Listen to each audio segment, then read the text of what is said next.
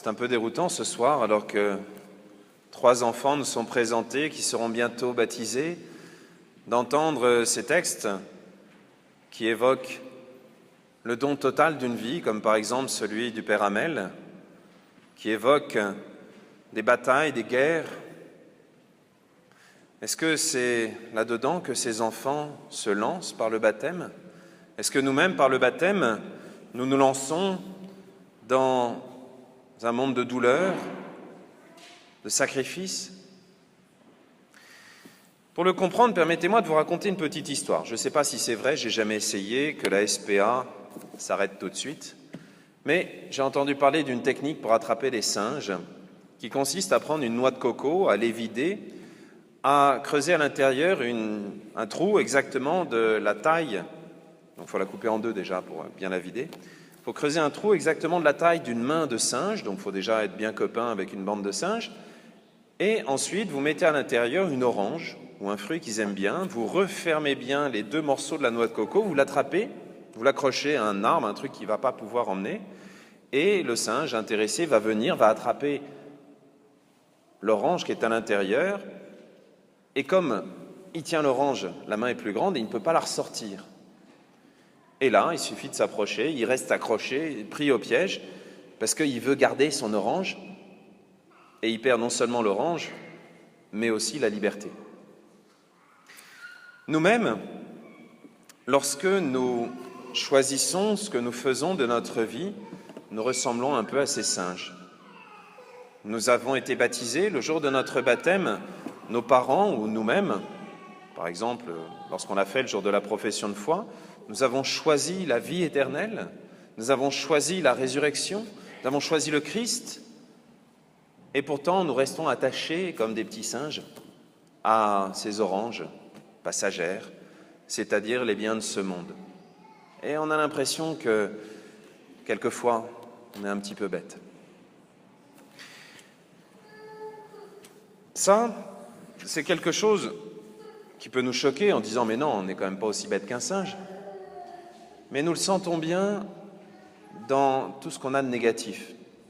Par exemple, lorsqu'il nous arrive une tuile, un incident de santé, lorsque nous commençons à perdre la santé, lorsque nous perdons des choses qui nous sont chères, lorsque nous perdons des êtres qui nous sont chers. Et à ce moment-là, nous avons l'impression que notre vie perd tout son sens et que nous restons comme scotchés ici-bas, dans ce monde, et que rien ne pourra jamais nous consoler. Même si, comme un enfant qui pleure, nous sommes toujours tout contre le cœur de Dieu et qu'on ne s'en rend pas compte, mais Dieu nous serre contre son cœur et on continue à pleurer. Pourtant, lorsque nous perdons quelque chose, si nous sommes si tristes, nous pouvons nous demander, lorsque nous l'avons eu, si nous avons remercié Dieu. Si lorsque nous perdons un être cher, nous prenons Dieu à partie en lui disant « Mais qu'est-ce que tu fais, Seigneur? Pourquoi est-ce que tu me l'as enlevé ?» On peut se demander si chaque jour où Dieu nous a donné cette personne, nous l'avons remercié en lui disant « Seigneur, merci de m'avoir donné ses grands-parents, ses amis. » Aujourd'hui, dans ce texte, Jésus est un petit peu dur avec nous. Et encore, dans la traduction, ça a été un peu adouci. « Personne ne peut venir à moi sans me préférer à son père, sa mère, etc. » Dans le texte original, la manière de dire avec la langue de Jésus, c'est « Personne ne peut venir à moi sans détester. » Alors, ce n'est pas détester dans le sens on doit haïr, non. Nous devons choisir. Un peu comme le singe qui serait subitement devenu intelligent et qui aurait à choisir entre son orange et sa liberté. Nous devons choisir le Christ. Alors c'est vrai, c'est quand même assez rare de se retrouver brutalement confronté à ce choix.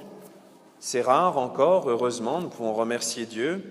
Je ne sais pas si ça va durer, mais c'est rare aujourd'hui, en France, d'être obligé de choisir entre sa foi et sa vie.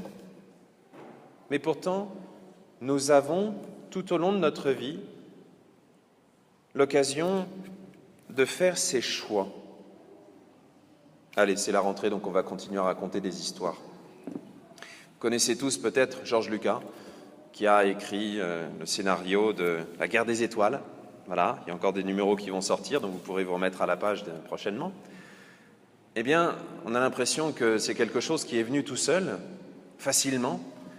Mais quand vous lui demandez, comme par exemple quand vous demandez à quelqu'un qui essaye de terminer une thèse de doctorat, eh bien, il faut se mettre à sa table de travail, se fixer des horaires, se faire un grand calendrier avec le programme du paragraphe numéro 12, du chapitre numéro 2, et le faire morceau par morceau et rester accroché à sa table, comme le chapeau chinois à son rocher, en refusant de partir tant qu'on n'a pas écrit les 5 pages qu'on s'était juré d'écrire. Comme chrétien, c'est la même chose. Il n'y a pas de recette facile, comment être chrétien en 2 heures. Ça marche peut-être dans les films Rocky, où en 2 heures de film, ils passent de petits boxeurs de banlieue à champions du monde. Mais chez nous, il faut un peu plus que 2 heures. Nous le savons. Tout ce qui a de la valeur dans notre vie, il faut le temps de le prendre en main, de le tenir, de s'engager. Nous, comme chrétiens, nous devons choisir le Christ et le choisir chaque jour. Alors peut-être qu'on a déjà fait des tas de choix dans notre vie, peut-être qu'à l'occasion d'un baptême, on s'est engagé en disant « Seigneur, je vais approfondir ma foi » et puis peut-être qu'avec les vacances, tout ça, c'est parti. C'est la rentrée, c'est l'occasion ou jamais de reprendre quelques bonnes résolutions. Peut-être qu'on avait pris la résolution avec les équipes du Rosaire de dire chaque jour le chapelet, ou au moins un par semaine, ou de prier en famille. Eh bien, c'est l'occasion ou jamais, la rentrée. On peut demander ça à Dieu. Et puis il y a autre chose qu'on peut lui demander, c'est peut-être de savoir lui offrir aussi les choses difficiles, lui offrir nos souffrances, nos contrariétés, nos interrogations. Vous savez, toutes ces incertitudes. Mais quand est-ce qu'il va arriver ce prêtre? Vous savez, les choses comme ça. Voilà, toutes ces incertitudes qu'on peut offrir à Dieu en lui disant « Seigneur ». Je pourrais simplement porter ça en disant « c'est vraiment trop injuste ». Les plus anciens comprendront. Ou je peux aussi te l'offrir parce que je sais que toi, tu es capable de transformer ces souffrances, ces choses absurdes, tu es capable de les transformer comme sur la croix en cadeaux fantastiques. Oui, que Dieu nous aide à donner un sens à notre vie, non seulement dans les efforts de chaque jour, mais aussi dans les dons gratuits qui changent, qui donnent un sens aux choses les plus absurdes. Amen.